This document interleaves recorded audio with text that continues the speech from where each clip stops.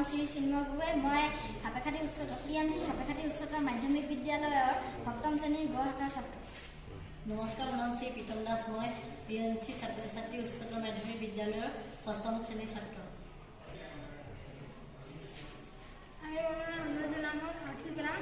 তার সংযুক্ত হয়ে আছে এটা বাজার, এটা 9 ভোল্ট ব্যাটারি, এটা সুইচ, এটা কপার ওয়্যার, এটা নট আর দুটা পিসিবি পাইপ। আমি এটা বজার আপনার বজার দেখাম। এটা ভূমিকম্প আহিলে প্লিজ মান দিব। সেইটো আমি যেতিয়া মানে এইটো ভূমিকম্প আহিব তেতিয়া এই কপাৰ ৱায়াৰডাল হিলিব।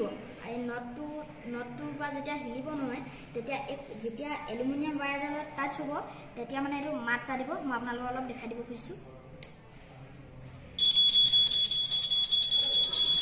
এয়া আপোনালোকে দেখিছে, যেতিয়া এইটো মানে ভূমিকম্প হ'ব তেতিয়া এনেধৰণে বাজিব। আমি অতি কম দিনৰ ভিতৰত এইটো বনোৱাৰ বাবে ইমান ভাল কৰিব নোৱাৰিলোঁ।